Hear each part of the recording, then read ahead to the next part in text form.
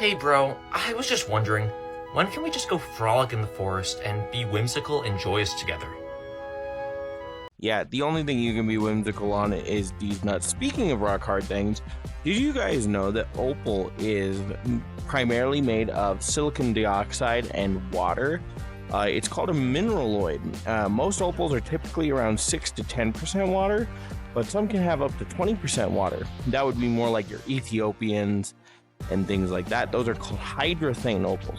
Other opals are called stable opals, such as Australian black opal, Australian boulder opal, Cooper PD opal, Spencer opal, things like that. Stable opal is typically or more rare, and it also is the most precious type of opal. Pink opal is one of the rarest, so is black opal. Australian opal, we love Australian opal. Woo-hoo-hoo-hoo, Australian opal. That shit is $6,280 a carat minimum. You know what other opals are? Not that. Anyways, yeah, be whimsical on this dick. Bye. Hi. God here. Jesus Christ. Hello, everyone. I'm also a fellow crack addict. My name is Smokey, and I'm going to tell you about emeralds today. Okay, emeralds are a beryllium aluminum silicate. They get their green color from a mix or presence of trace amounts of chromium and vanadium. Cool. Here's their chemical structure. I can't say that. It's if I go off the top of my head, it's Be3Al2SiO36. Got it. Awesome. We love that. So let's talk about where emeralds come from. Emeralds come from mostly, like higher end emeralds come from Colombia, Zambia, and Brazil. Other significant areas are Madagascar, Canada, Africa, Asia. What is cool about emeralds? Why do we like emeralds? So emeralds are a green stone. They're a type of beryl. The darker the green, the more expensive. The lighter the green, the least expensive. Some rare types of emeralds are going to be like Pakistan emeralds, Colombia emeralds. There's a type of emerald called a trapiche emerald, which it looks like a spoke wheel. And then there's also a type of emerald that does cat's eyes and then stars. This is called asterism for stars. And another word I'm going to put here that I cannot pronounce for cat's eyes. Okay, so let's go over trapiche first. So trapiche emeralds form when black carbon impurities mix in or enter the gemstone. Because of the hexagonal crystal structure, these impurities may fill at the junctions, and they'll form usually a 6-point radial pattern.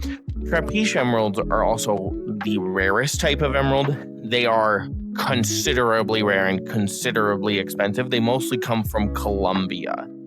Other rare emeralds can exist, but most emeralds are always green. They're always green. They don't come in other colors.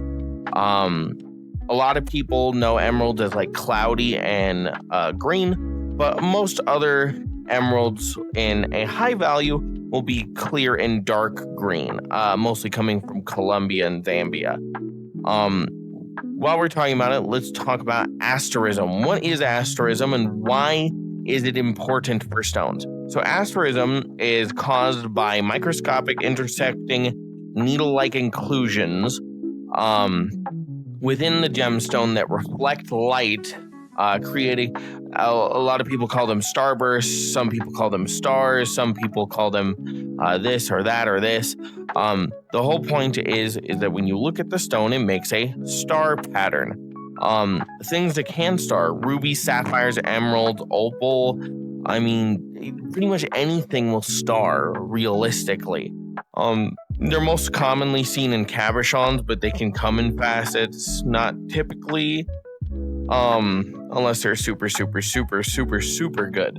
Valuation for emeralds. Let's talk about valuation. So emeralds are one of those stones that they're mostly luxury stones. There's minimum you're going to be looking at is around $100 a carat, but there are some emeralds out there that will go for, shit you not, $100,000 a carat. 3-carat stone, $300,000. That's fucking nuts. But some emeralds will come cloudy and they'll be a cheaper version. But most emeralds are very highly sought after because they are really, really prized for their green color. Some emeralds I'd like to just highlight here that are my favorites. Obviously, Trapiche being the rarest. Then I really enjoy Cat's Eye and Star emeralds. Torrington emeralds are really pretty, in my opinion, and Russian emeralds. Colombian emeralds are cool, but they're expensive. Same with Zambia and Pinch. Brazilian emeralds are cool. There's another one called Sandawana emeralds, which are also cool. They look like emeralds. They're all green. To me, they're not as cool as sapphires because sapphires can come in so many different colors. But emeralds are emeralds. They're really cool. Anyways, guys, thank you guys for watching. Hope you guys like this. More stone videos to come. New cutting video soon. Really? Oh, that's super cool. That guy at the beginning was a crackhead, wasn't he? Holy shit. I'm also Jesus and Tutankhamun and God and the day and the sky and the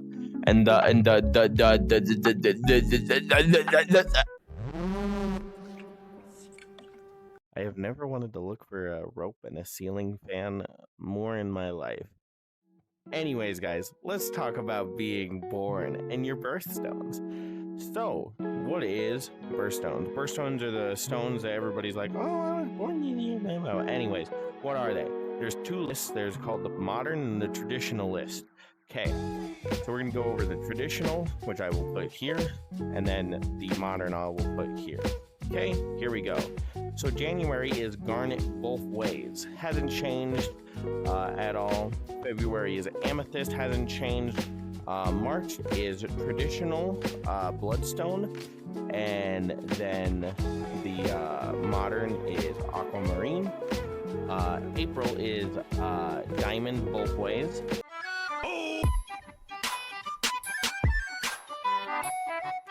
June is pearl, the traditional, and alexandrite as the modern. July is ruby both ways. August is sardonyx, traditional, and peridot and spinel for modern.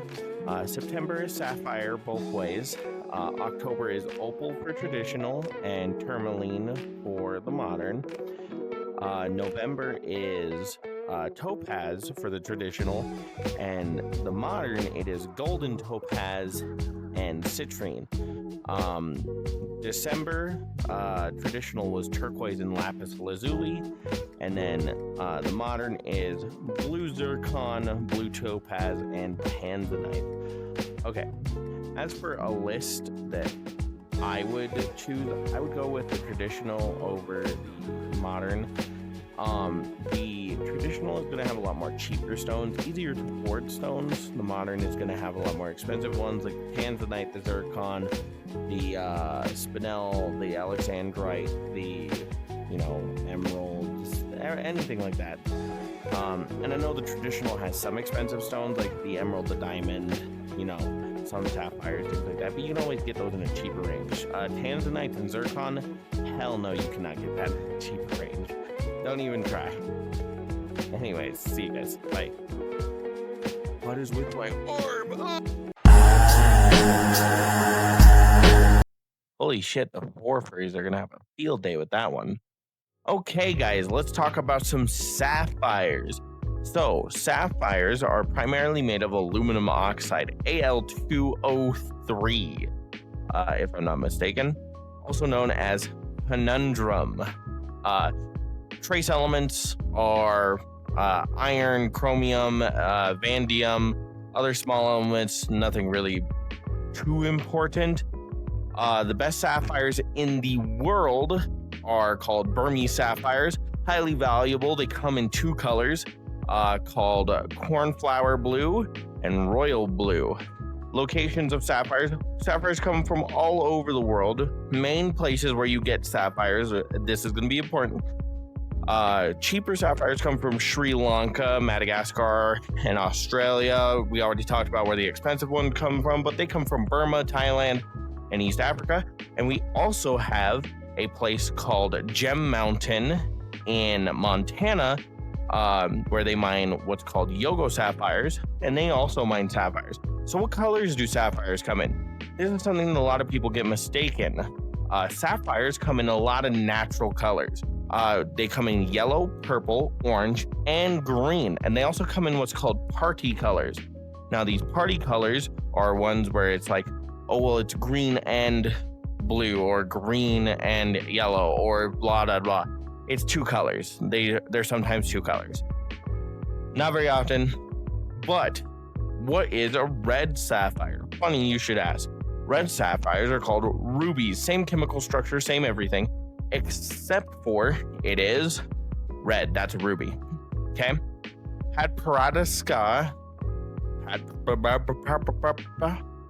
Sapphires are like a light pink. They don't count as rubies, but they're a light pink, which is technically a ruby, but technically not, because it's called a sapphire, even though they're the same thing. They're conundrum.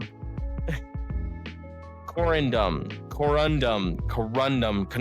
whatever. Okay, as for pricing on sapphires, they range from around $25 a carat to the highest end will go for around $11,000 a carat. And that's crazy. The only thing I'm spending $11,000 on is a pill to make my dick bigger. Anyways, bye-bye. Hope you guys learned about sapphires. Should I do rubies?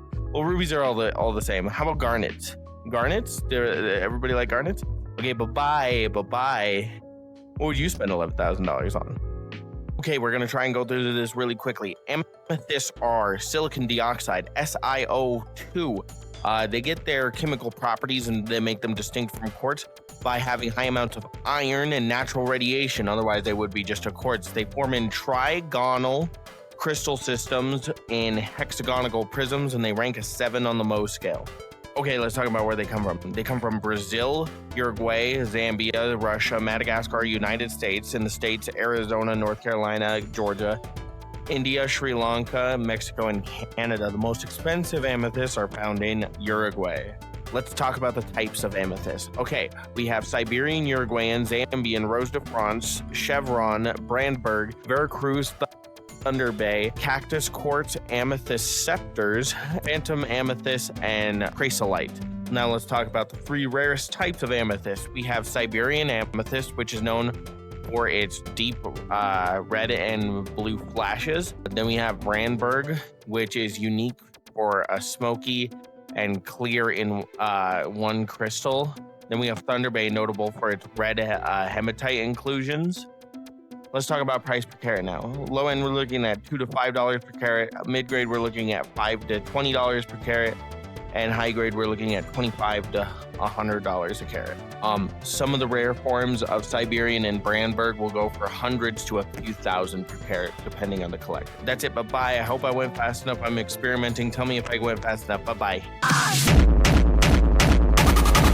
So garnets are a group of silicate minerals called the garnet supergroup with the general chemical formula X3Y2SiO4 X can be a number of things and Y can be a number of things. Normally like magnesium, calcium, chromium, aluminum, things like that. Okay, so garnets can come from anywhere in the world. They are a worldwide geological formation. They mainly come from like the United States, India. They come from Kenya, Tanzania, and Madagascar.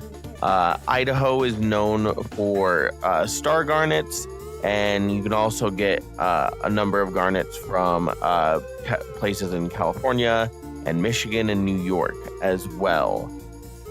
So we're going to quickly go through all 32 different types of recognized gem garnets. Okay, here we go. Almandine pyrope, spessartine, glassler, pestonite, androdite, demantoid rhodolite, thavorite, color change, malaya, umbellite, topazolite, melanite, rosalite, leucogarnet, uvarovite, colophonite, shorlomite, majorite, noringite, goldmanite, calderite, morimotoite, henrytermiite, kimseyite, hypshite, yapshanite, zuluite, cryolithinite, berzolite, and bangan-berzolite. So the rarest and most valuable types of these garnets are called demantoids. They are a green garnet. They are usually prized for being a androdite garnet, which is very special. They have a diamond-like sparkle. The other notable type of rare garnets are savorites, which are also green, and spessartines, which are orange. Quickly, I'd like to touch on star garnets. We talked about asterism a little bit, and we're going to have our own unique video on asterism.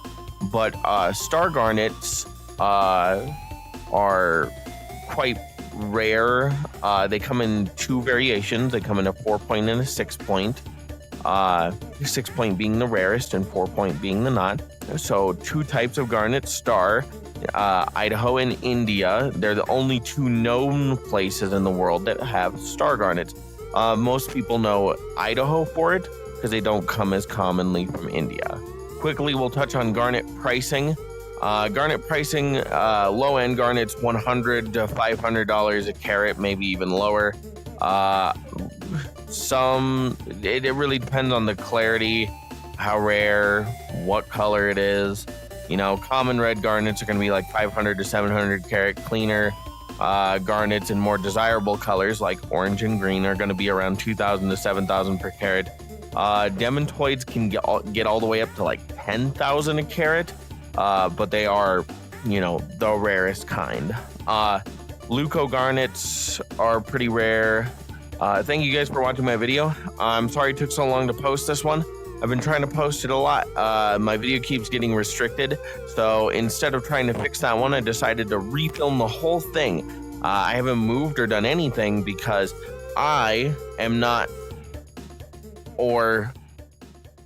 and I don't want to be classified as that for doing an educational video. So thank you guys so much for watching. Have a great day. So since it's spooky season, we're going to start talking about some spooky gemstones. So for our first one, we have Vivinite, otherwise known as corpse crystals. It is a hydrated iron phosphate. Here's its chemical structure. It is usually colorless, but will be green and deep blue or black. And it's about a 1.5 to a 2 on the Mohs scale. That's very, very, very soft. So countries of origin, major locations are going to be Brazil, Bolivia, Cameroon, Ukraine, and specifically Cornwall and England. As for types, Vivinite is actually a group of minerals. So in the confirmed group of minerals, we have ambergrit, arupite, bambinkite, barisolite, cabrolite, etherilite, hornacite, kodakite, manganorhosite, montanarite, pachomoscite, parasimplicite, and vivinite. I probably pronounced those wrong. As for our rarest types, we have gemmy, transparent crystals, giant mud-grown blades, and corpse-formed vivinite. Price per carat, we're looking at $1 to $5 a carat. Mid-end, we're looking at $10 to $50 a carat. High-end, we're looking at around $200 to $1,000 a carat. Collector grade, which is like museum quality pieces, we're looking at around $1,000 to $5,000 per carat. Vivinite, the reason why it's called a corpse crystal is because vivinite forms in oxygen-poor burial soils, where decaying organic matter and iron phosphates react. The mineral grows on bones and coffins, turning them blue or green. That's where they earned their haunting name of corpse crystals. The mineral was named in 1817 after John Henry Vivian, who is the guy who discovered the mineral. Anyways, thank you guys for watching. Have a great day. Spoopy month. Hello, friend. Somebody requested that I do citrine, so I'm going to do citrine. Okay. So citrine is a yellow quartz. It's made of silicon dioxide. Everything's made of silicon. It's orange because of iron impurities that are present in it. It's around a 7 on the Mohs scale. Natural citrine is much rarer than amethyst, and they actually heat treat amethyst to look like citrine sometimes. Okay, let's talk about countries of origin.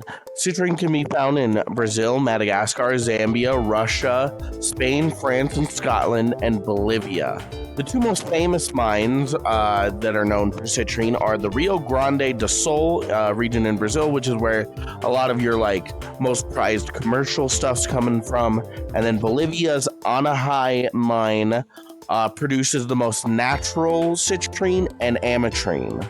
Okay, let's go over our types and species. So we have natural citrine, heat-treated citrine, ametrine, which is a mix of amethyst and citrine, Madeira citrine, Palmyra citrine, golden citrine, lemon citrine, Bahia citrine, African citrine, Moroccan citrine, and smoky citrine. As for our rarest types of citrine, we have natural untreated citrine from the Anahai mine in Bolivia. Then we have the Ural Mountain natural citrine from Russia. And then our third rarest is deep Madeira citrine, which is like an orangish red. Okay, as for price per carat, low end we're looking at $2 to $10 a carat. Mid grade we're looking at $10 to $30 a carat. High end, we're looking at $30 to $80 a carat. In our rarest forms, we're looking at about $80 to $200 a carat. And ametrine from the Anahai mine will sometimes exceed $300 a carat, depending on how vivid the coloration is. Okay, thank you for watching. Bye-bye. Turquoise is a hydrous phosphate made of copper and aluminum.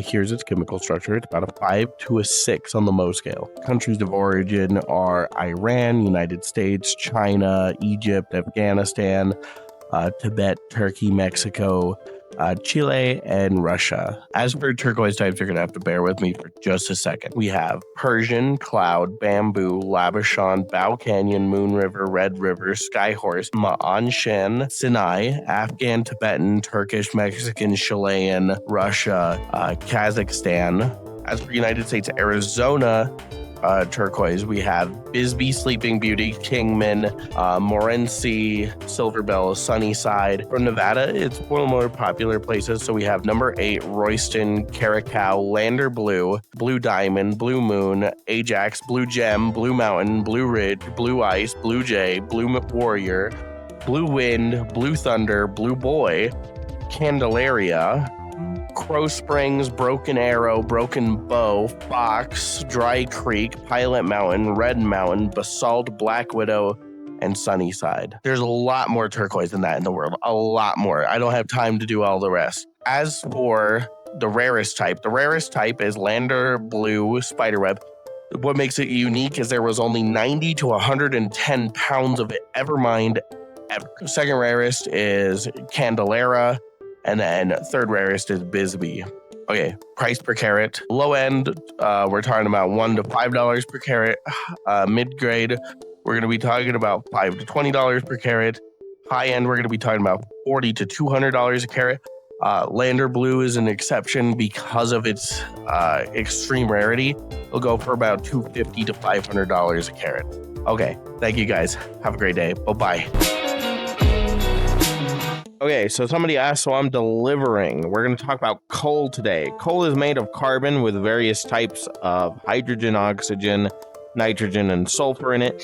There's a couple different types of coal. There's lignite, which is 60 to 70% carbon, bituminous, which is 77 to 87% carbon, anthracite, that's the gem coal, which is 87 to 97% carbon, and jet, which is a gem quality lignite. Countries of origin, it's fucking coal. It comes from everywhere, bro. As for types, we have jet, Asturian, American, Baltic, anthracite, canal, and lignite boghead. That's about it. rarest type of coal is Whitney jet from England, then Australian jet from Spain, and then high luster anthracite, which comes from Pennsylvania. The price per carat, I guess. Low end, we're looking at 50 cents to $2 per carat.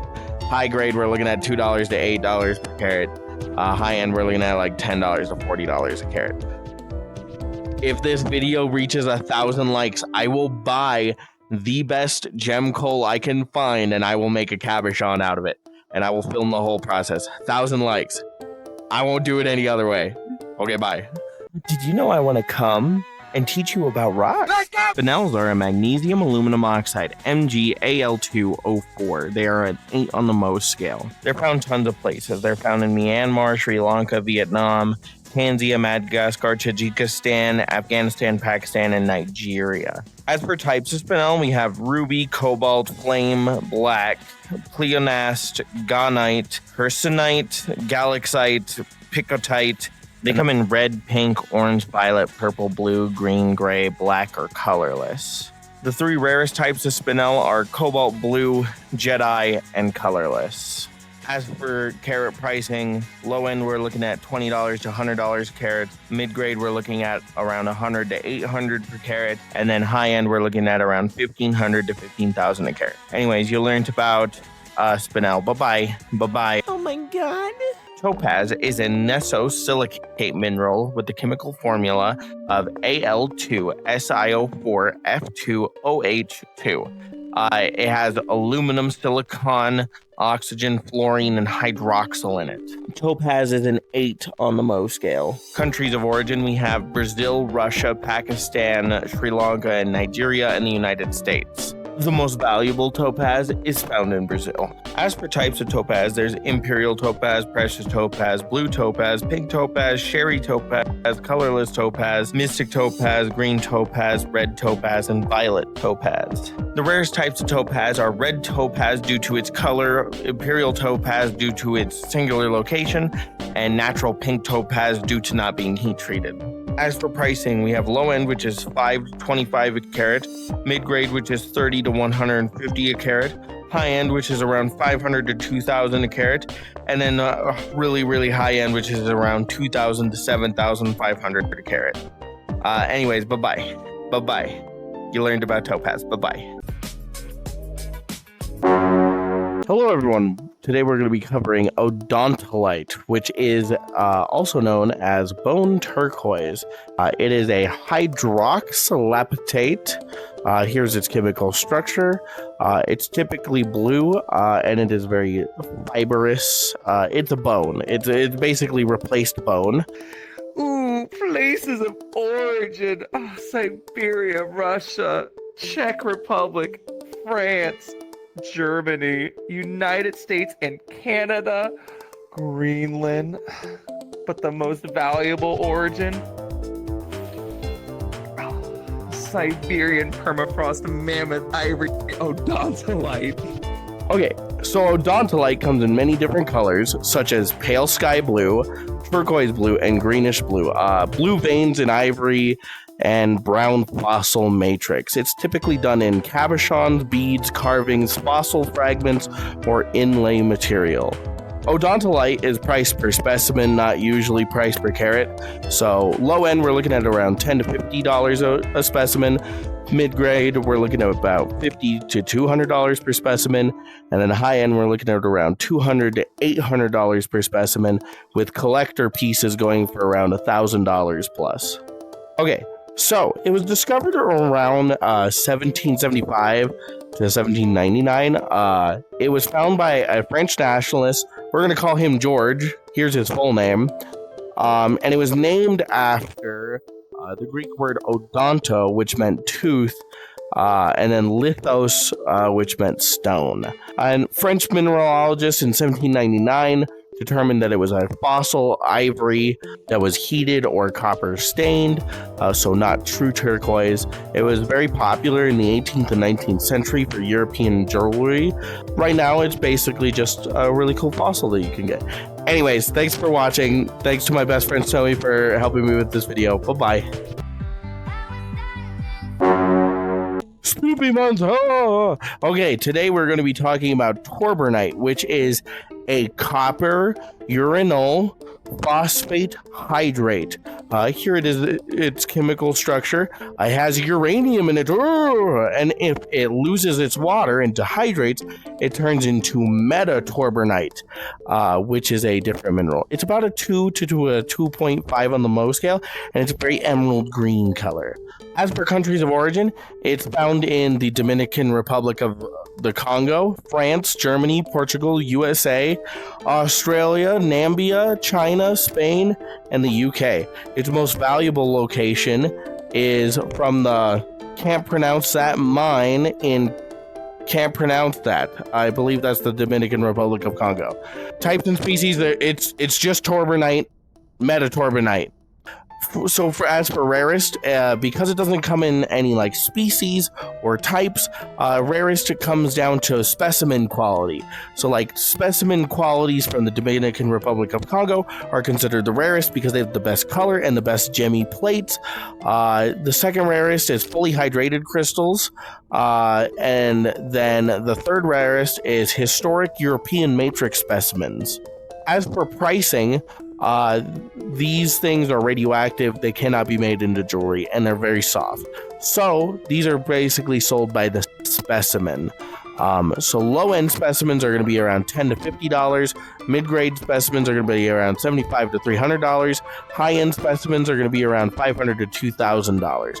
And their value is really determined about like how colorful they are, how big they are, the type of crystal they form, so on and so forth. Here's some little facts about it that I thought you guys would find.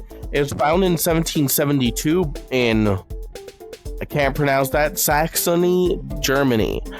It was discovered by Abraham Gottlob Werner, who is a German geologist, and it was named after Torbern Olaf Bergman, a Swedish chemist and mineralogist. It was observed as bright green clusters during uranium ore studies, initially mistaken for a copper mineral until its uranium content was later discovered. It is radioactive and it is unstable. The only other thing I want to form in is how it forms. It forms in the structure of tetragonal plates made of uranyl phosphate sheets separated by copper water layers. Anyways, bye-bye. Have a spoopy month. Hello everyone. Today we're going to be trying something new. I'm going to teach you guys how to grade a diamond. So, first things first, how do we grade a diamond? We work on the 4 C's: cut, clarity, color, carat weight. Okay, that's pretty simple. Now, there is an industry standard for the gem industry, which is the Gemological Institute of America, otherwise known as GIA. Normally, they will grade all the diamonds and they are considered the global standard. They will also serialize them. Most all diamonds will come with a GIA certificate of authenticity telling you their grade, their cut, their clarity, and their carat weight. First step is, how big is it? We're going to go by carat. So 1 carat equals 0.2 grams. The larger the stone, the better it is. A 30 carat diamond is worth more than a 1 carat diamond. Oh wow. Second thing we're going to grade is my job, which is gemstone cutting. So there's excellent, very good, fair, and poor. They're going to grade this on like proportion, symmetry, and polish, how the light passes through it.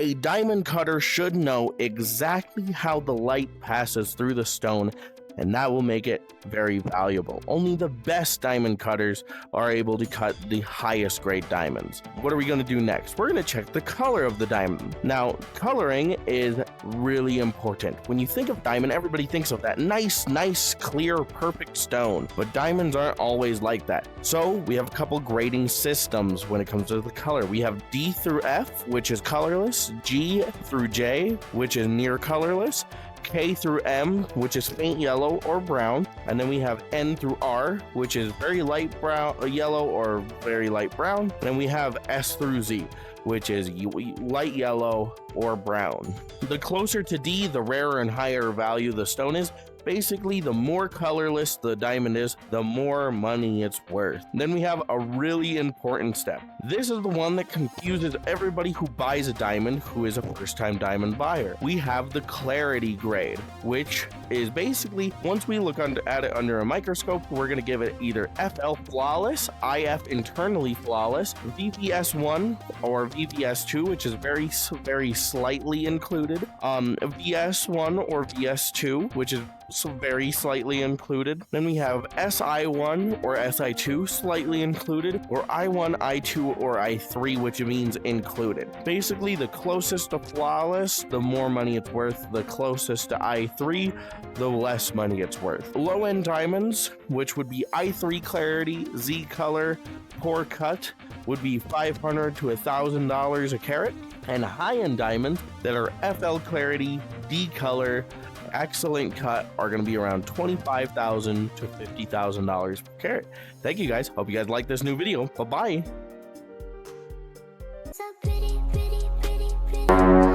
Hello everyone, today we're going to be talking about bowenite, which is a magnesium silicate hydroxide. Here's its chemical structure. It's around a 5 to a 5.5 on the Mohs scale, and it's technically a gem variety of antiquarite or serpentine. It comes from New Zealand, the United States, specifically from Rhode Island, China, South Africa, Afghanistan and Pakistan, India, and Myanmar. As for colors, deep emerald green, light leaf green, olive green, yellowish green, blue green, gray green, and brownish green. As for our rarest variety, we have I can't pronounce that bowenite from New Zealand. We have I can't pronounce that green bowenite from China, and then South African bowenite. As for our price, we're looking at more like price per specimen. This isn't really a jewelry type thing. We're looking at around $10 to $50 per specimen. Low end, then mid end, we're looking at around $50 to $300 per specimen, and then high end, we're looking at around $300 to $2,000 plus per specimen.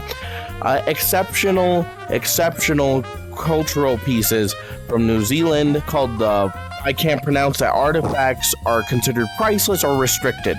Discovered by George T. Bowen, an American chemist in the early 1820s, named by James D. Dana in 1850 to honor Bowen. It was first located in Rhode Island, USA. It was used by the Maori people in New Zealand for tools and ornaments for centuries. That's what makes it such a prized mineral in New Zealand. It was designated Rhode Island's state mineral in 1966. The modern trade of bowenite really favors New Zealand and Chinese bowenite. Anyways, have a great day, guys. Hello everyone, today we're going to be talking about the rarest gemstone on Earth, painite, which is a calcium zirconium aluminum borate. Here's its chemical structure. It is about an 8 on the Mohs scale. So, because of how rare it is, it only really comes from one place. There are trace amounts in Tanzania, Madagascar, and Sri Lanka, but it's mostly found in Myanmar and a couple locations. As for variety, it comes in a couple colors, deep brownish red, orangish red, pinkish red, brownish orange, a super rare yellow orange. As for our rarest colors, orange pink painite is going to be our rarest. Second rarest is going to be yellow orange painite, Madagascar, and then our third rarest is going to be blood red painite. This is a very expensive stone. We're looking at low end $200 to $400 per carat, mid end around $800 to $2,000 per carat, high end around $50,000 to $60,000 per carat, and then collector pieces, we're looking at our $100,000 a specimen. I would like to put out this as a general PSA. If you ever want or feel like buying any stone of this rarity, there's a couple people claiming to sell it on eBay, Etsy, and things like that. I would like to temper expectations. In 2001, it was thought that there was only 3 crystals of painite in the entire world. As of right now, it might be around 1,000 to 2,000. It was found in 1951 by Arthur C.D. Payne in, I can't pronounce that, Myanmar, and it was often confused for spinel until we could chemically analyze it to make sure it's distinctly different. The problem is that those people who are selling it on eBay and such, I wouldn't trust that without a certification saying that it is for sure real, and I would only get that certification from, GIA. Anyways, thank you guys for watching. Have a great day. Hello everyone, today we are going to be talking about germagivite, which is an aluminum borate fluoride hydroxide. Here's its chemical structure. It is a hexagonal crystal system and is about a 7 to a 7.5 on the Mohs scale. It comes from Namibia, Myanmar, Russia, Tajikistan, Madagascar, and Germany. It comes in a couple different colors, such as colorless, pale blue, sky blue, golden yellow, pale brown, champagne, and light violet. As for our rarest types and varieties, we have deep sky blue germagivite from Namibia. We have our second rarest, which is vivid blue Burmese germagivite from Myanmar, and then we have golden yellow germagivite from Tajikistan. As for our price per carat, we're looking at around $200 to $500 per carat low end. Mid-grade, we're looking at $1,000 to $2,000 per carat mid-grade, and high end, we're looking at around $3,000 to $5,000 plus per carat high end. And then collector specimens, we're looking at around $10,000 per specimen. It was discovered in 1883 by a man's name I cannot pronounce, a Russian mineralogist. First found on Mount, can't pronounce that, near Adon Chilon Mountains in Siberia, Russia. It was named germagivite in his honor, and is one of the rarest aluminum borates ever found. Anyways, thanks for watching. Have a great day, guys. Hello everyone, today we will be discussing olivine. It is a magnesium iron silicate. It is part of the nesosilicate group. Olivine is also its own group of minerals. It's about a 6.5 to a 7 on the Mohs scale. Olivine is also known as peridot. All peridot is olivine, but not all olivine is peridot. It comes from the United States, Pakistan, Myanmar, China, Egypt, Hawaii, and Norway. Its most valuable location is called the Supet mine in Pakistan. Olivine is a group called the olivine group, and it has its members such as forsterite, biolite, montisolite, kirstenite, tephroite, calcio-olivine, glaucochrolite, phenocaugaite, lehanite, and liebenbergite. Facetable olivine is called peridot. They are the same mineral. The rarest forms are called maggot peridot, supet peridot, and palisitic meteorite olivine, otherwise known as space peridot. Price per carat, we're looking at around $5 to $25 a carat low end. Mid-grade, we're looking at around $40 to $120 a carat. And then high end, we're looking at around $150 to $500 plus a carat. Some meteorite olivine is sold per specimen rather than the per carat model, often for around $1,000 plus for polished slices. It was discovered in 1790 by Abraham Gottlob Werner, a German mineralogist, named olivine for its typical olive green color, and its earliest known source is the St. John's Island in Egypt, mined over 3,000 years ago for jewelry and protective amulets. Anyways, thank you guys for watching. Have a great day.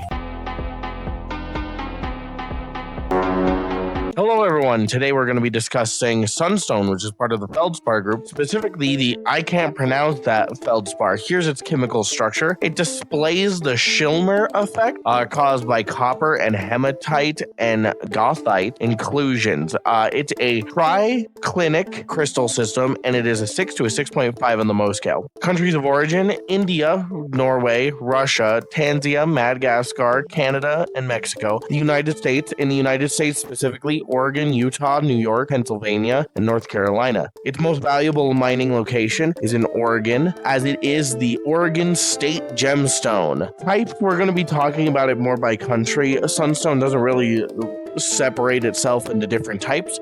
So we're going to go by its different countries of look. We're going to go with Oregon sunstone, Indian sunstone, Norwegian sunstone, Tanzanian sunstone, Russian sunstone, Mexican sunstone, Canadian sunstone. There are more types or places where it comes from, but those are like the main ones. As for our rarest types or colors of sunstone, we have Oregon red and green bicolor sunstone. Our second rarest is going to be our deep green Oregon sunstone. Our third rarest is going to be our Siberian red sunstone. As for pricing, low end we're looking at around $5 to $30 a carat. Mid end we're looking at around $30 to $300 a carat, and then high end we're looking at around $300 to $4,500 per carat. Its name really derived from its sun-like sparkle and from the Greek word helios, because it is also referred to sometimes as heliolite. Its early scientific descriptions date back to the early 1800s in Norway, and Oregon deposits were discovered in 1908 near Plush and Lake County, or later developed commercially in the 1980s. It was officially designated as Oregon's official state gemstone in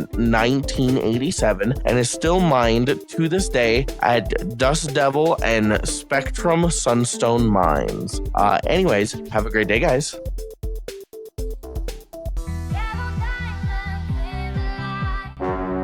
Hello everyone, today we're going to be talking about danburite, which is a calcium borosilicate. It is a member of the orthorhombic crystal system and is a 7 to a 7.5 on the Mohs scale. It comes from a lot of places. It comes from the United States, Mexico, Japan, Myanmar, Madagascar, Russia, Bolivia, and Tanzania. Its most valuable mining location is the Saint mine in Mexico. Danburite comes in a couple colors. It comes in colorless, champagne, pink, yellow, greenish, and brown.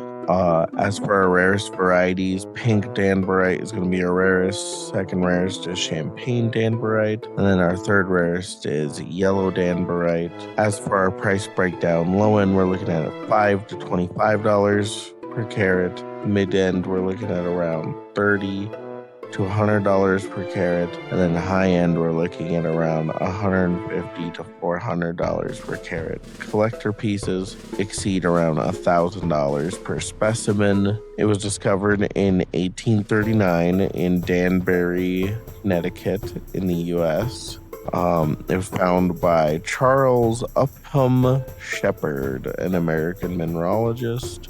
Originally mistaken for topaz due to similar appearances. Named danburite after its discovery location. Anyways, have a great day, guys. Thank you for watching.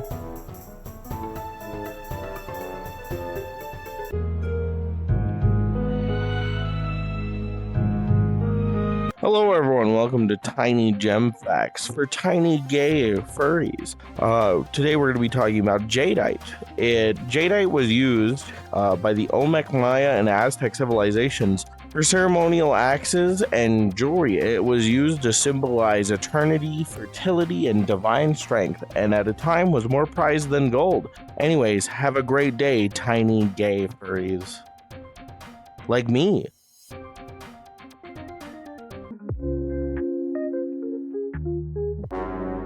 Hello everyone, today we're going to be covering morganite with my friend Rocket Fox. It is a beryllium and aluminum silicate. Here is its chemical structure. It is a hexagonal crystal system and is a 7.5 to an 8 on the Mohs scale. Morganite was first found in Madagascar with excellent color, but it's also found in Afghanistan, where there's deep pink stones, Mozambique, Namibia, Russia, China, and the United States' California and Maine.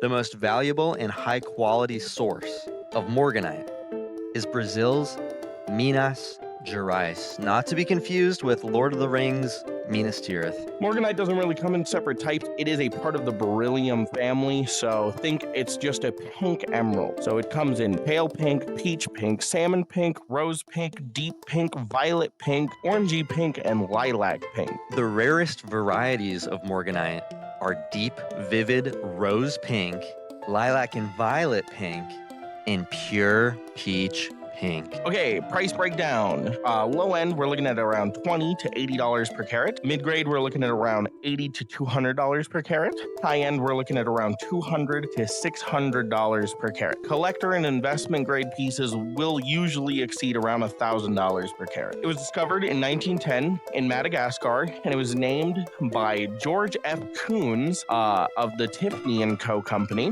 named after financier and gem collector J.P. Morgan. It became officially recognized as a distinct beryl variety after its discovery, and there you go. Have a great day. My name is Rocket Fox, and you can find me on twitch.television.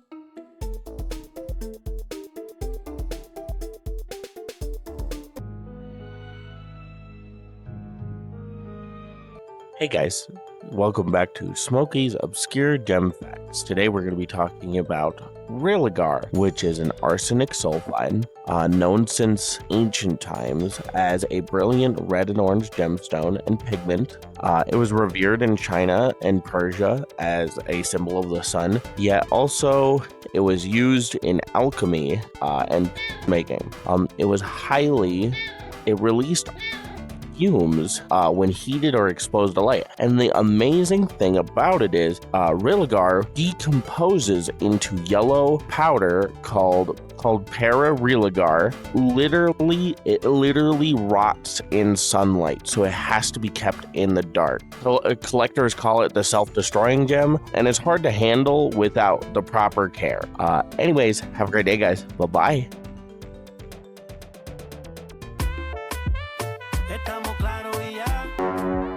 Hello everyone, welcome back to Smokey's Obscure Gem Facts. Today we're going to be talking about the oldest known gemstone on Earth, which is a zircon crystal about the size of a grain of sand that is 4.4 billion years old. Here's an image of it. It is zirconium silicate. So, why is this important? The Earth is widely considered 4.5 billion years old. The formation of this mineral mostly proves that the formation of Earth's crust happened around 125 million years after Earth had formed on its own. Now, it was found in Jack Hills in Western Australia, and it was dated using uranium-lead dating. It was found in metaconglomerate or sedimentary rock in which zircons are typically found. And like I said, it's important because it proves something that we didn't know before. Anyways, have a great day, guys.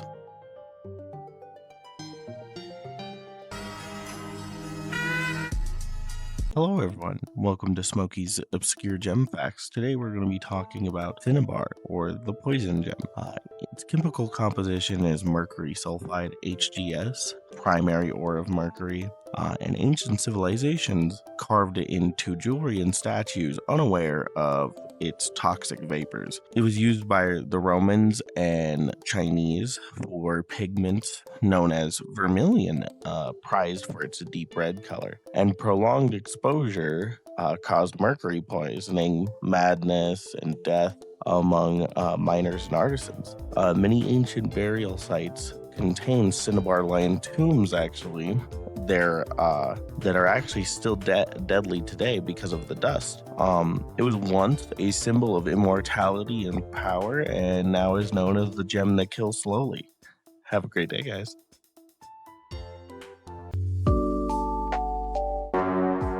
Hello everyone, today we're going to be discussing clinohomite, which is a magnesium iron silicate with fluorine and hydroxyl inclusions.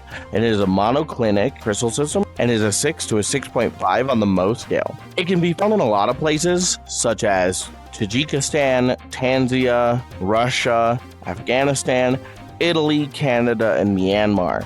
As for types, it's mostly based on types by country. So there's the Tajikistan type, the Tanzanian type, the Russian type, and the Afghan type. Our rarest formation is Tajikistan clinohomite. Our second rarest is Tanzanian clinohomite. And then our third rarest is Russian clinohomite.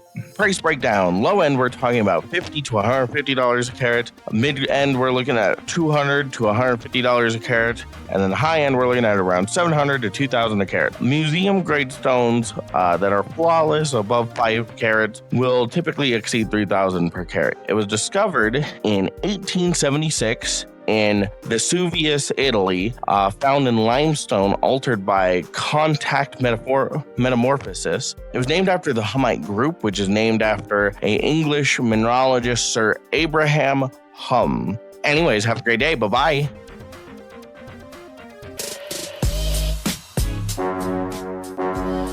Hello everyone, today we're going to be discussing granodiorite, which is a magnesium aluminum borosilicate. It is a orthorhombic crystal system. This is one we haven't discussed yet, and it is a 7.5 on the Mohs scale. It comes from Madagascar, Sri Lanka, don't know this one, Namibia, and India. Granodiorite comes in a lot of different colors: blue-green, sea green, bluish green, colorless, or opaque. As for our rarest types, transparent deep blue green granodiorite. Our second rarest is blue granodiorite from Sri Lanka. And then our third rarest is colorless granodiorite from Madagascar. Price breakdown. Low end, we're looking at $20 to $150 per carat. Mid-grade, we're looking at $400 to $1,000 per carat, and then high-end, we're looking at $3,000 to $20,000 plus per carat. Exceptional museum quality stones over 5 carats will exceed $30,000 a carat. It was discovered in 1902 by French mineralogist Alfred Lecrux. It was named after French explorer and naturalist Alfred Granadier, and it was first found in Andromana, found in a coastal pegmatite deposit near Fort Dauphin. Anyways, bye.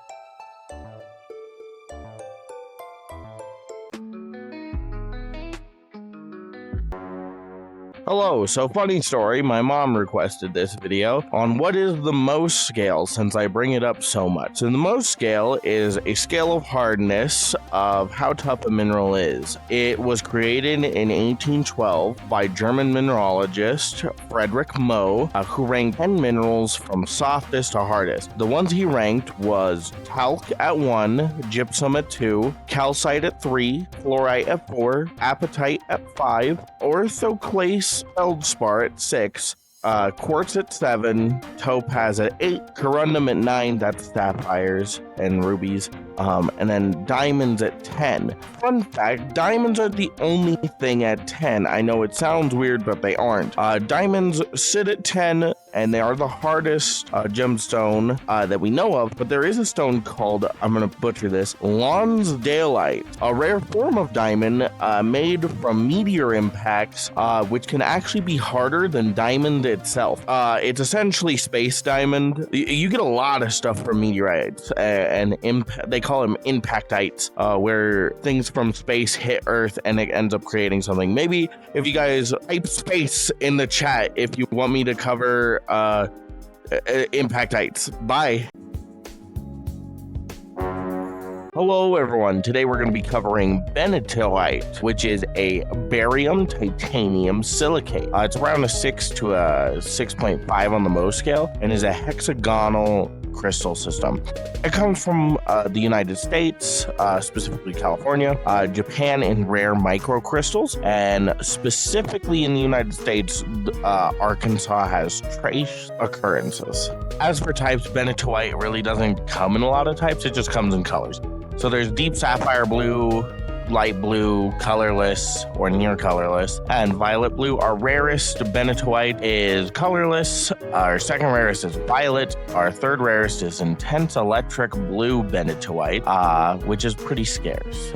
Price breakdown, we're looking at low end around $200 to $400 a carat. Mid-grade, we're looking at around $800 to $1,200 a carat.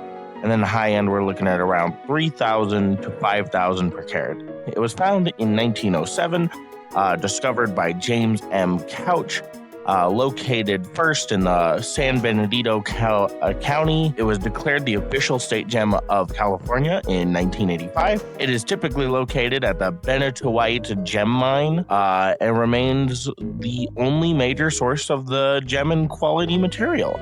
Anyways, thank you guys for watching. Have a great day. You guys gotta stop calling me cute, okay? Pay attention. Idocrase, otherwise known as Vesuvamite, forms in volcanic zones, famously around Mount Vesuvius. Romans believed it absorbed the wrath of volcano god and carried it as a charm against eruptions and falling stones. Its crystal structure records ancient volcanic heat pulses. Anyways, have a great day, guys. If you call me cute one more time, I'm gonna... Pay attention! Chlorargyrite, otherwise known as horn silver, is a soft silver chloride that miners used because it was malleable like wax. It is responsible for some of the quick rise of boom towns across the American West, said to have brought sudden fortune followed by disaster, and exists mostly in thin surface crusts that disappear rapidly. Anyways, have a great day, guys. Hey guys, I just reworked the website and put a couple stones up that I just finished. StarDogJewelry.store if you want to check it out. Pay attention. Petersite is formed when tiger's eye's fibers are shattered and then twisted by tectonic pressure.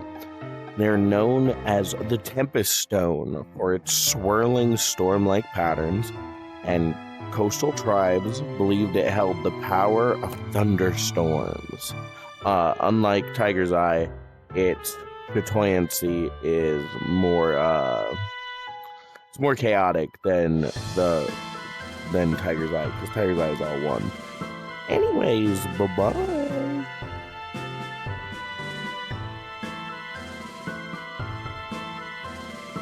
You think I'm cute?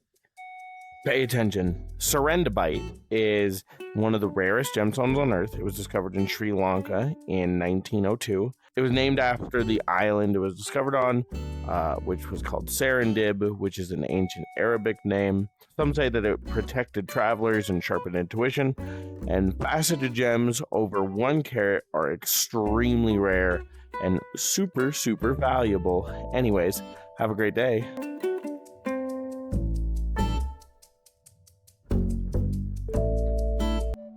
Oh, I'm so lonely. Want to talk about rocks? Listen up. Azurite is a rare copper silicate first found in an abandoned Arizona mine. Tribes in the area believed its blue-green inclusions held voices of ancestors, and it was said to grant visions of past lives and spiritual guidance. It's mostly found inside quartz, making pure azurite almost like unobtainable. Bye. I love rocks. I love rocks so much. Hello everyone. Welcome back to a brand new video. Ha. No thirst today. Ha ha. You guys just are coming for the rocks, right? Right. Anyways, today we're going to be talking about brookite, which is a rare titanium dioxide polymorph. It had its siblings with like rutile and anatase. It forms in needle-like clusters, and some believed it captured the rays of the sun and brought good fortune. It glows under UV due to the lattice defects from formation pressure. Anyways, have a great day.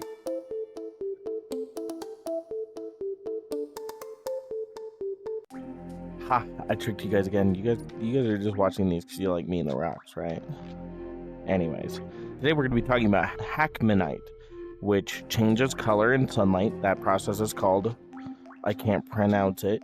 It has a myth that it held, it has a myth that it revealed a hidden truth and detected lies.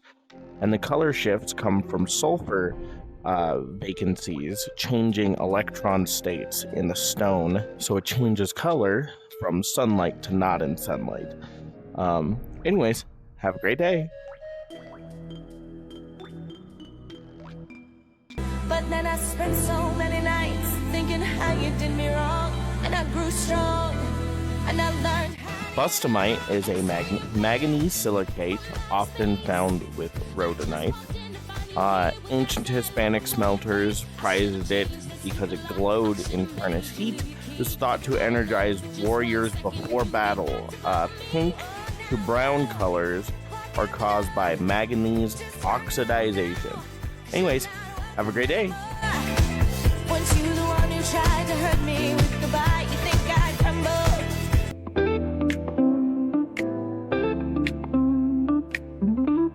Hello everyone, welcome back to a brand new video. Today we're going to be talking about axonite. Axonite is named after the Greek word axine, meaning axe, due to its sharp blade-like crystal edges. Early miners believed it held weapon energy and carried it as a talisman for warriors. It was first documented in the 1700s in France, where miners claimed its shards could cut leather and strike sparks when hit with iron. Rumors spread that it was born of mountain lightning, ka-chow, due to its ability to spark. It's rare to find it in jewelry because it fractures easily, even though it has really good hardness. And when faceted, axonite shows smoky purples, honey browns, and violet flashes. Anyways, bye-bye.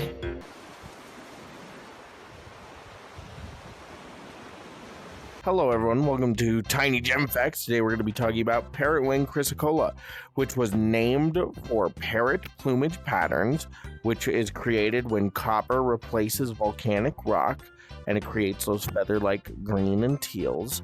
It is claimed that it brought the voice of birds to humans, and early miners thought it was petrified feathers of mythical birds. Thank you for watching. Have a great day.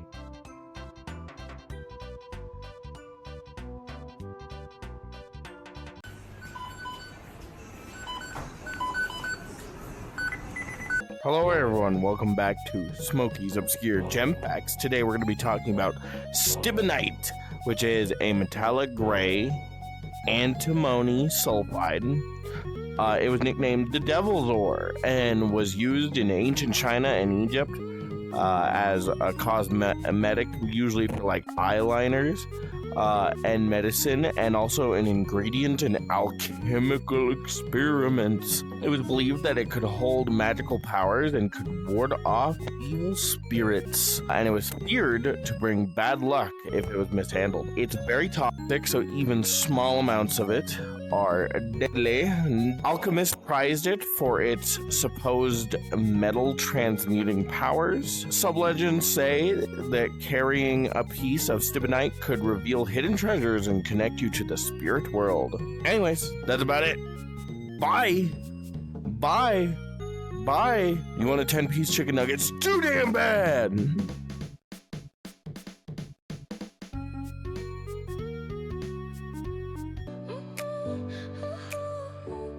Hello everyone, welcome back to Tiny Gem Facts. Today we're going to be talking about barite, otherwise known as desert roses. Travelers believe desert roses were crystallized sand spirits formed where real roses died.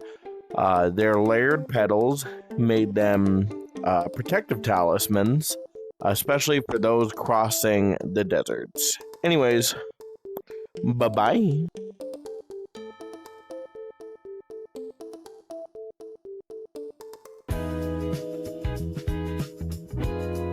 Hello everyone, welcome back to Tiny Gem Facts.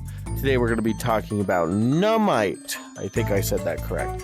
It's considered one of the oldest minerals on Earth. Nummite has golden flashes, and they were believed to be ancient stars caught in black ice. Inuit shamans used it in spirit walking rituals due to its deep night sky appearance. Anyways guys, have a great day.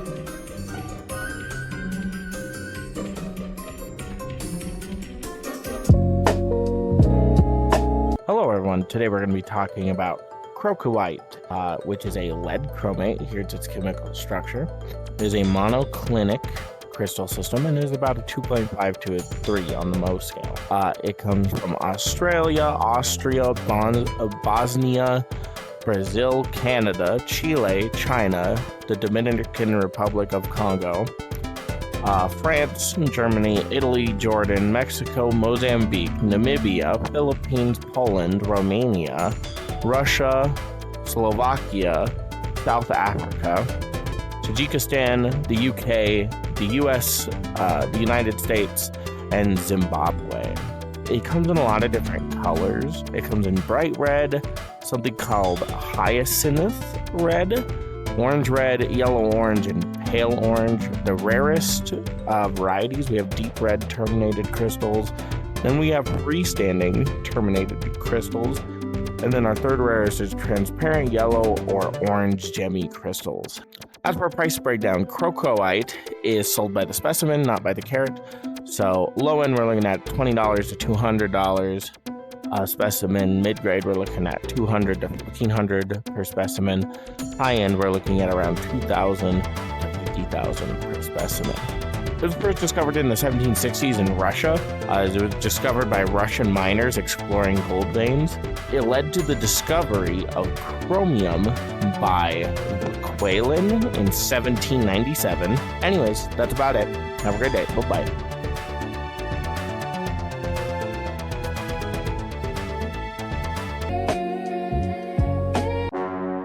Hello everyone. Today we're going to be talking about Star White, which is a iron aluminum silicate hydroxide. It is a 7 to a 7.5 on the Mohs scale, and it is a monoclinic crystal system. Countries of origin. Star White comes from like the United States, specifically Georgia and Virginia and North Carolina. It comes from France, Switzerland, Brazil, Russia, Norway, Canada, Austria, Zambia, India. Its most valuable location is in Brittany, France, where they get museum-grade twinned cross stars. They also come in reddish brown, brown, yellow brown, blackish brown, golden tan, gray brown, and then rare like pale blue or silvery, like silvery. Starlight doesn't really have a rarest type. It mostly just has a different colors that make it different, and that the different degrees of the cruciforms is rare. Price breakdown. Star White is usually sold as a specimen, so low end we're looking at $5 to $40 a specimen, mid grade around $40 to $300 a specimen, high end around $500 to $3,000 a specimen, and then for faceted ones you're looking at around $200 to $400 per carat, with museum examples being around $1,000 per carat. It was named after the Greek word staros, which means cross, and lithos, which means stone. Its first scientific description was in the late 1700s by Jean-Claude That. The earliest noted locality is Auray, Brittany, France. It has a cultural legend. They were known as fairy crosses, and they were believed to be the tears of fairies turned to stone. They were worn for good luck charms by soldiers and travelers. Anyways, that's about it. See ya.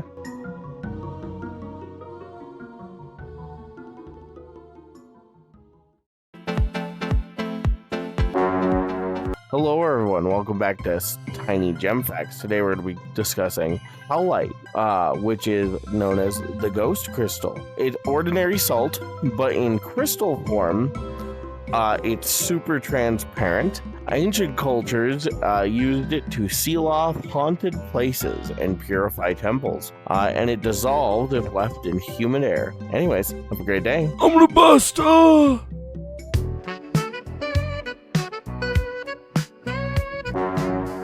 Hello everyone, welcome to Smokey's Obscure Gem Facts.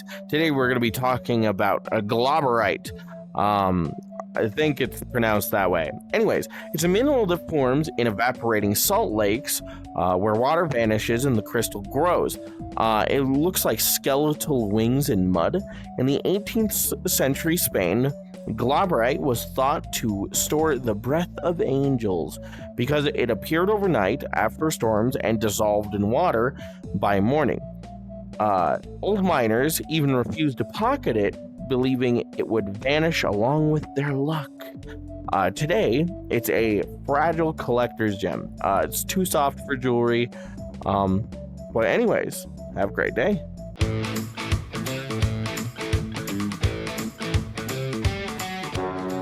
Hello everyone, welcome back to Smokey's Obscure Gem Facts. Today we're going to be talking about mimetite, which is an unusual arsenite mineral often found in yellow and orange crystals. Early miners in Europe thought it was a form of gold in disguise. It led to many legends of hidden treasure. Historically, it was sometimes used as a pigment in artwork, despite it being... Can't say that because of TikTok. Key sources of where it was found include Mexico, Namibia, and Australia. Collectors today value mimetite for its crystalline sparkle and colorful hue. Anyways, have a great day, guys. I'm gonna bust.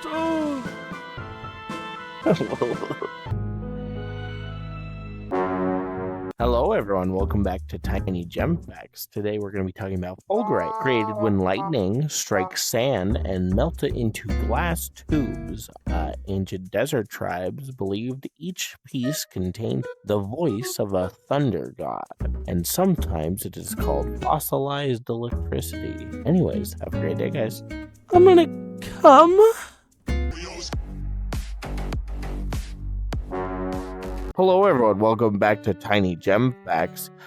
Today we're going to be talking about opal. Ancient Romans thought that it held lightning inside of it, and in the Middle Ages it was both considered lucky and cursed, said to mirror the soul of its wearer. Scientists now know that the fire comes from microscopic silica spheres diffracting light. It is literally a natural prism lattice. Anyways, have a great day, guys. Did you know I'm super gay? I'm gonna bust. Hello everyone, welcome back to Tiny Gem Facts. Today we're going to be talking about bloodstone, which is said to have formed from the blood of Christ dripping onto green jasper. It was used in medieval magic to control the weather and cloak the wearer from enemies. Carried by warriors for strength in battle and vengeance. By the way, I got no face tracking. I'll put the creator right here. Bye. Hello everyone, welcome to Tiny Gem Facts for tiny gay furries like you. Today we're going to be talking about jet, a fossilized form of ancient wood.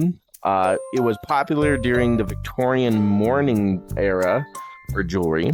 Queen Victoria herself wore it after Prince Albert's death, believed to ward off evil spirits. Anyways, have a great day. Hello everyone, before this video starts I wanted to put a disclaimer out there that I started this video because I just dealt with a person basically telling me that I was an idiot and I didn't know what I was talking about when I was talking about gems. Other than that, this is just a video about how diamonds form. Hello everyone, welcome to another video where today we're going to be talking about step by step how a diamond forms. Diamonds form deep in the mantle where carbon already exists, usually small amounts.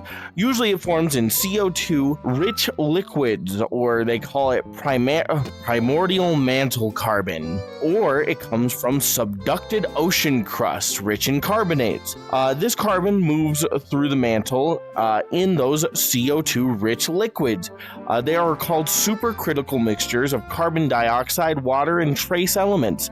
These fluids act as carriers and dissolve and transport the carbon through the mantle of the rocks. So now at a depth of around 140 to 250 kilometers below the surface, at a pressure around 45 to 60 kilobar, they reach temperatures of around 900 to 1300 degrees Celsius. In these extreme zones, carbon atoms bond in the third cubic lattice, creating diamond, the most stable form of carbon under these pressures. Diamonds nucleate. Diamonds nucleate from carbon within mantle rocks like peridotite, eclogite. Growth happens atom by atom, fed by the carbon from these CO2-rich mantle liquids, which is not magma. It's not magma. The process can take millions or billions of years. And inclusions trapped inside record the chemistry and the pressure of the mantle at a time of when it was formed in Earth. Later, kimberlite and lamprolite magma erupts violently. It moves extremely fast from the mantle to the surface in just hours or days. These eruptions act like a highway for diamonds to follow. They carry the crystals upwards before they revert to graphite. Once cooled, the diamonds remain locked in kimberlite pipes or weather out into riverbeds or placer deposits. Anyways, bye-bye. Thank you guys so much for watching this video. It really means the world to me. I apologize for the aggressive tone in this video. It is mostly just because it really did hurt my feelings to get made fun of for really wanting to talk to my friends about my passion for rock. I hope this video helps you understand how diamonds are formed. Thank you guys. Have a great day. Hello everyone. Today we're going to be covering kunzite, which is part of the spodumene group. It is a lithium aluminum inosilicate and is a 6.5 to a 7 on the Mohs scale. It is a monoclinic crystal structure. It comes from a lot of places. It comes from the United States, Afghanistan, Pakistan, Brazil, Madagascar, Myanmar, Mozambique, Nigeria, and Canada. Its most valuable location is Nuristan in Afghanistan, where they get the most vivid colors. As for types and kinds, mostly it's going to be different colors, which is colorless or pale pink kunzite, soft pink kunzite, medium pink kunzite, deep pink kunzite, violet pink kunzite, or lilac kunzite, purple kunzite, iridescent or color shift kunzite, hiddenite, and then tryphane. As for our rarest varieties of kunzite, we have deep magenta violet kunzite, large vivid pink crystals that are 10 plus carats and flawless, and then color stable or non-fading kunzite. Okay, price breakdown. Low end, we're looking at around $10 to $40 per carat. Mid grade, we're looking at around $50 to $150 per carat. High end, we're looking at around $200 to $600 per carat. And then the exceptional collector specimens are going to be around $1,000 plus per carat. Kunzite was discovered in 1902 at the Pala Chief Mine in San Diego County, California. It was found by George Frederick Kunz, the chief gemologist of Tiffany & Co. He named kunzite after himself to honor his gemological contributions. Tiffany & Co. marketed kunzite as a new evening gemstone in the early 1900s, and early specimens were often large, flawless crystals found in pegmatites alongside tourmaline. And they called it a evening stone because it was said to fade in sunlight but glow beautifully under evening light. Anyways, thank you guys for watching. Have a great day. Did you know I'm super gay? I'm gonna bust.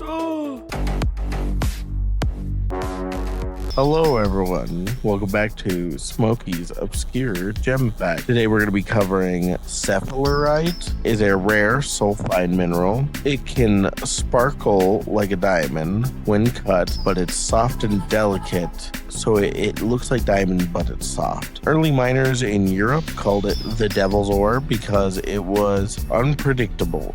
Sometimes it contained brilliant reds and oranges and sometimes dull browns. In the 16th century, alchemists prized it, thinking its fiery flashes held hidden powers. Transformation. Ooh, werewolves, furries. We like transformation. Some ancient specimens were even polished and worn as talismans to ward off misfortune. Anyways, have a great day.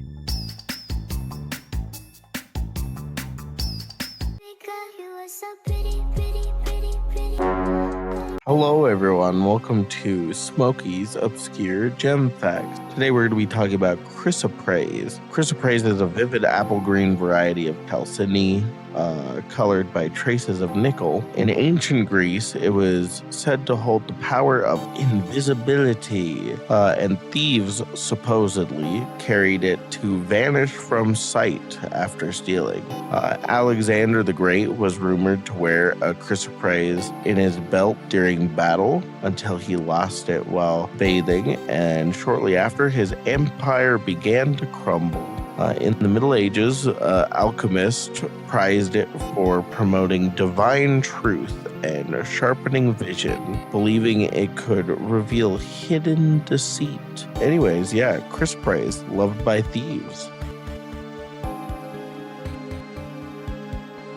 Is this what war furries feel like? I don't like it. Pneumite is a metamorphic rock composed primarily of amphibole minerals, anthophyllite, and jedrite. These minerals are orthorhombic inosilicates.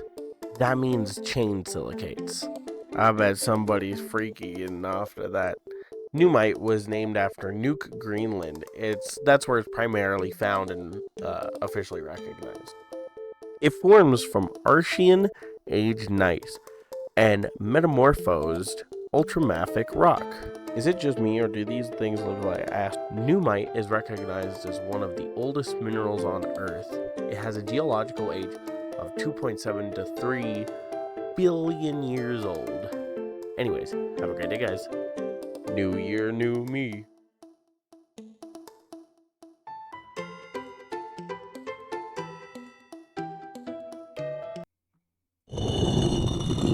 Happy New Year!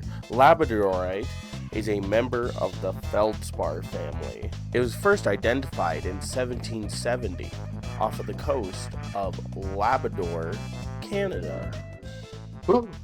The colors in it are called Labrador sheen, and it happens when light bends through the internal layers of the stone. Labradorite has been used in jewelry for years, as it is a stone that represents change and transformation. Well, it's the end of 2025, and I wanted to thank you guys. You guys helped me a lot by just letting me express my passion for rocks this year, and really showing you guys what I like making, especially with the starting my own business thing and the going through that. It really means a lot to me, and 2026, the rock dog is taking over. I'm coming. Anyways, I'm gonna make you guys proud. Bye-bye. I'm gonna be so much gayer in 2026. I'm gonna be so much gayer. Like, literally, like, the gay will be seeping out of me. Okay, bye. Light. 1 second. Anyways, thulite is a pink manganese-rich variety of zoisite. It was named after the mythical Scandinavian island of Thule. Its deep rose-red colors form from manganese during regional metamorphism. You typically find it when it is mixed with white calcite. Anyways, have a great day, guys. Guys, I think I reached my peak. Someone called me Geodude today. I don't think that can be topped. Rock guy, rock dog, rock puppy, Geodude now. I took such a massive L today. For shame. I'll be a good puppy.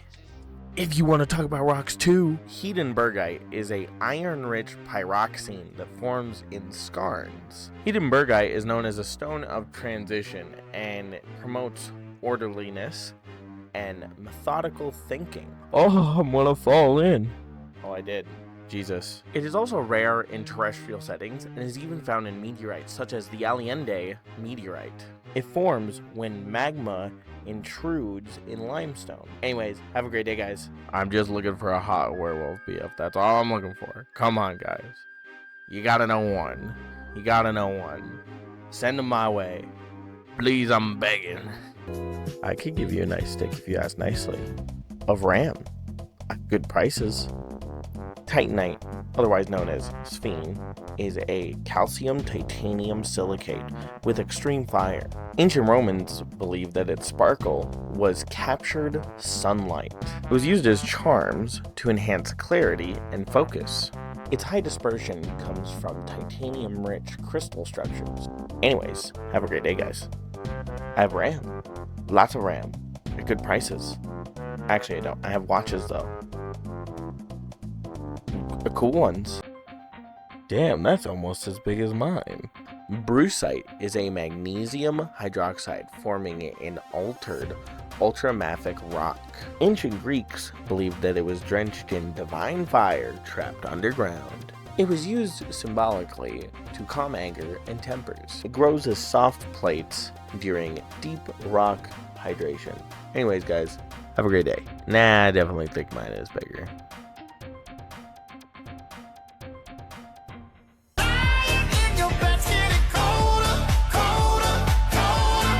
Hectolite is a calcium silicate forming in volcanic cavities. Caribbean lore said it was solidified sea foam blessed by ocean spirits. It was carried by sailors for calm waters, and it forms when hot mineral fluids crystallize inside cooling basalt. Anyways, bye-bye, guys.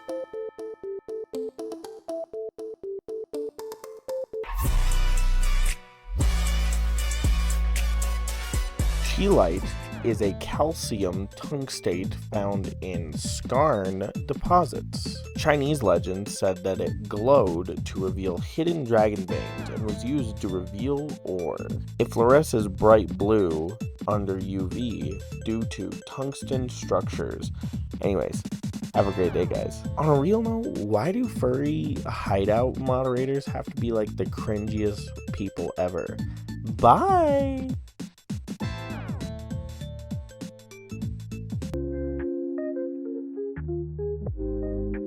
Gaspite is a nickel carbonate with bright apple green color. Aboriginal Australians believed it marked sacred paths of ancestral spirits. It forms as nickel-rich ore, weathers and oxidizes near the surface. Anyways, have a great day, guys. By the way, what do you think of the new Abbey? Anyways, bye. Thank you. Thank you. Thank you. Thank you. Smithsonite is a zinc carbonate forming phytroidal grape clusters. Ancient Greeks linked it to Gaia, believing that it healed the land. It was ground into talismans for emotional balance. It forms when zinc ores dissolve and reprecipitate near the surface. Anyways, have a great day, guys. By the way, I posted some new watches on the store. You should go look. Ooh.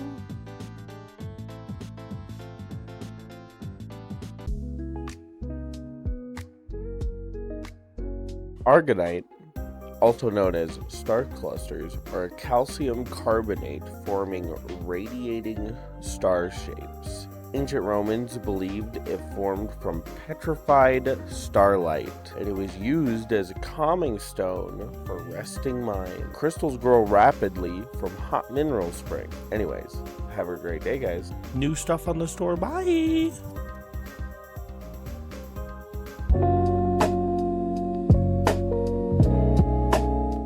Ulexite is a borate mineral nicknamed the TV stone.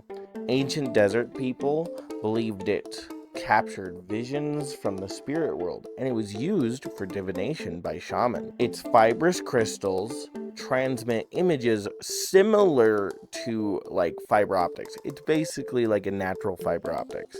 Anyways, bye guys.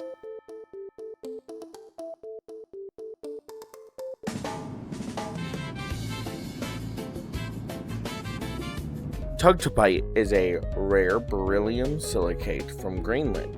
Inuit lore claimed it revealed hidden emotions and truth. It was given to couples to expose dishonesty. It exhibits tenbrescence, which means that a color changes under light exposure. Anyway, have a great day, guys. If you call me cute one more time, I'm gonna... Pyromorphite is a bright green, orange, and yellow lead chromate phosphate. Folklore said that it grew towards buried treasure, and it was carried by prospectors as a finder's charm. It forms as a secondary material in the oxidization zone of lead ore. Anyways, have a great day, guys.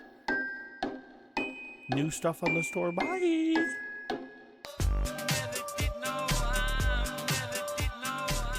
Linerite is a vivid blue copper lead sulfate found in arid mines. Old European legends called it sky trapped underground, and it was kept by miners to prevent cave-ins. It grows in extremely dry environments where copper sulfides oxidize. Anyways, have a great day, guys. Oh my god.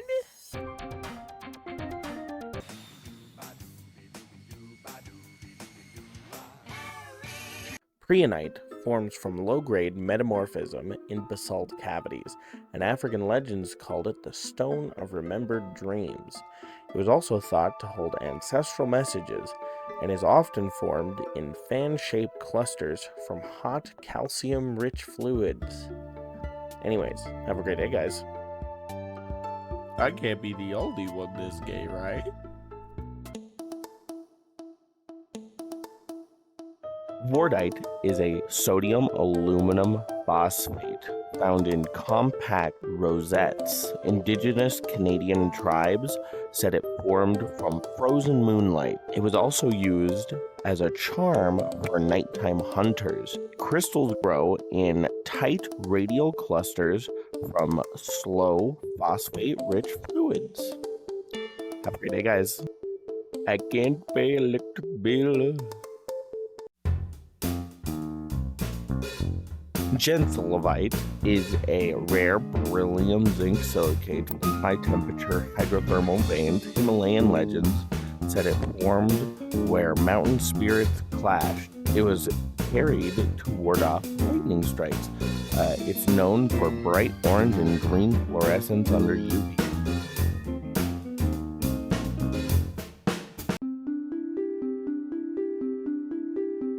Enstatite is a magnesium silicate found in meteorites and deep mantle rock. Ancient Egyptians believed that meteorites and things like that were gifts from Ra. It was used in early amulets tied to cosmic protection, and some specimens contain tiny iron inclusions from space impacts.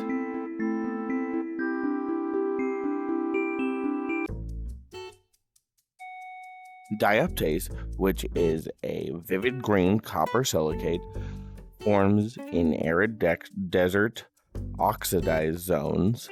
Ancient Persian lore called it the tears of desert spirits, and it was believed to bring renewal and restore lost hope.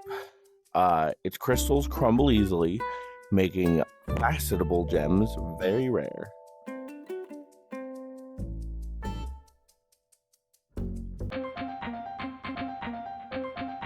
Datalite forms in gas bubbles inside basalt lava flows. Norse legends say it was crystallized tears of Freya, and it's often found as grape-like nodules prized by early traders. Internal patterns are formed from the slow cooling of silica-rich fluids. Anyways, bye-bye.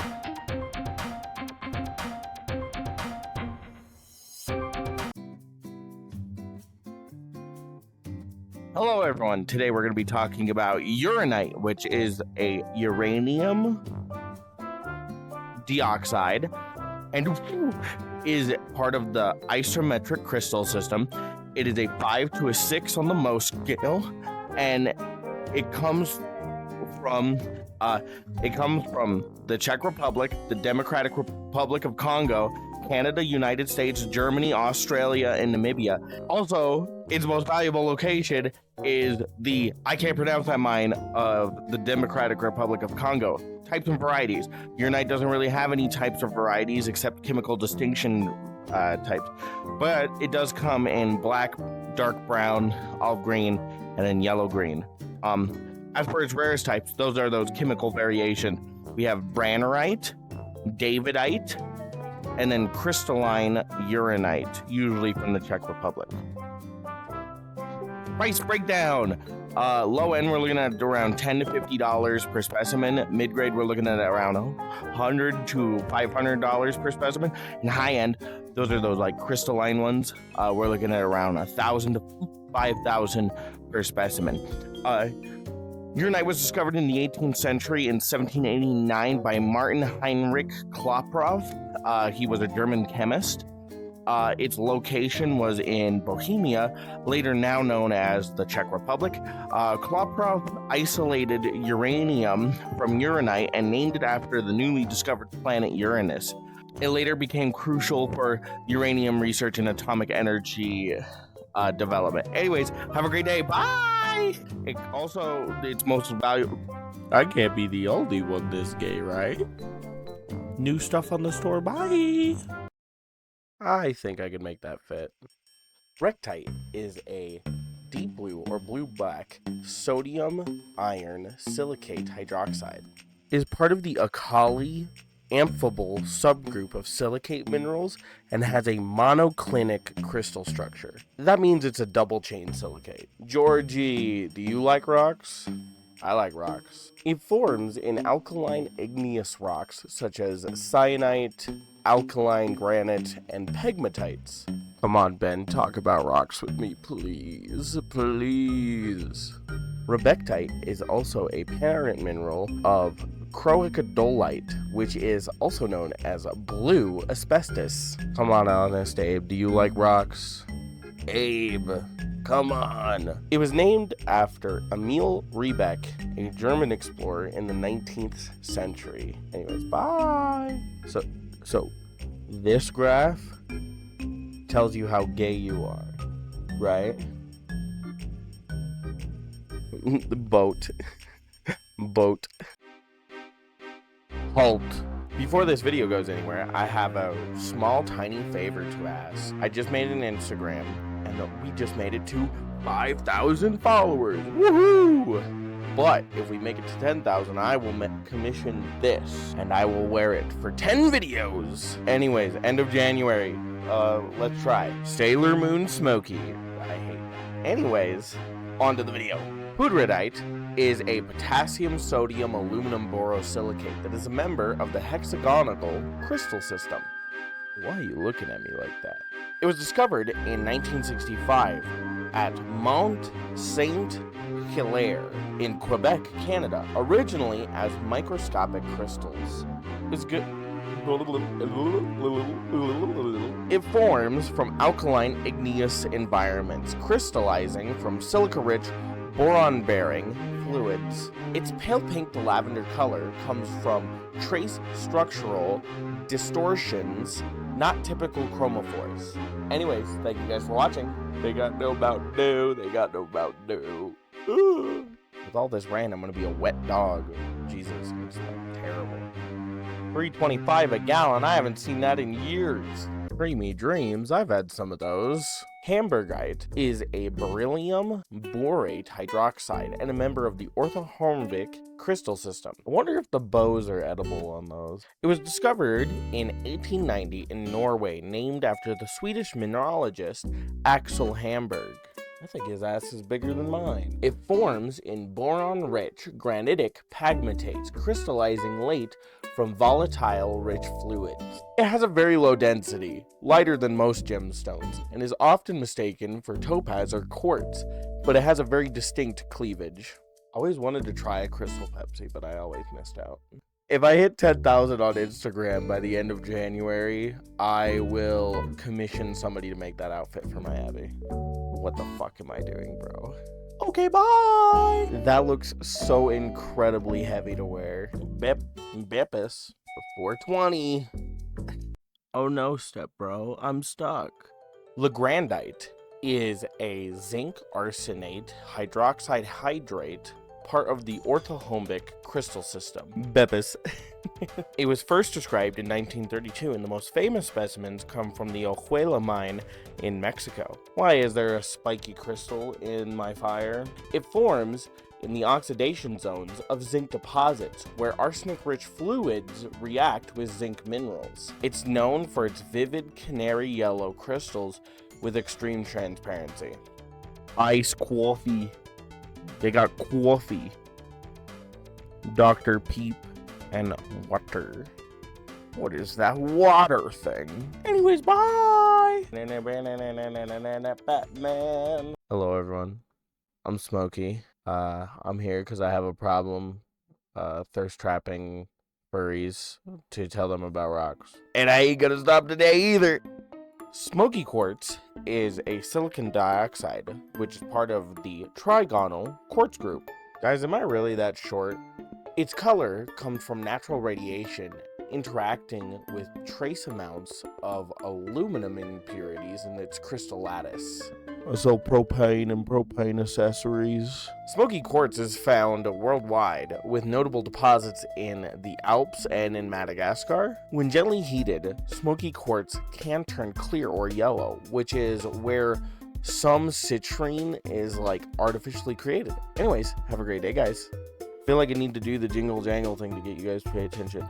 Rock fact? Bam. Rock fact? Bam. Or it's like 7 in the morning and I woke up and I hadn't made the video last night. I'm so tired. Anyways, bye. Guys, look, it's Pallet Town. Is this what goo furry's like? No. Nope. I don't like it. Granodiorite is a magnesium aluminum borosilicate that is part of the orthorhombic crystal system. It was first discovered in 1902 in Madagascar. How many pizzas you be eating, Jesus? It has a strong trichroism, that's why it shows the blue, the greens, and the near colorless at different angles. You'll talk about rocks with me, right, Freddy? He's a rock star. You get it? The color in granodiorite is caused by iron impurities. That's where the blue and greens come from. Anyways, have a great day. This bitch got a race car. I want a race car. Anyways, bye. This is very thought-provoking. Thoronite, otherwise known as thorium dioxide, is composed primarily of thorium oxide, with uranium commonly substituting for thorium in the crystal lattice. Nah, fuck that. It has a very extremely high density and a very high melting point, making it one of the most refractory, naturally occurring oxides. Look at this man's. It primarily emits alpha radiation and was first discovered in 1904, found primarily in Sri Lanka. Big mans, do you want to talk about rocks? It forms in granitic pegmatite and becomes concentrated in placer deposits due to high density and resistance to weathering. Anyways, have a great day, guys. I actually can't show this on this video. That's just he has ginormous fat nuts. Potato.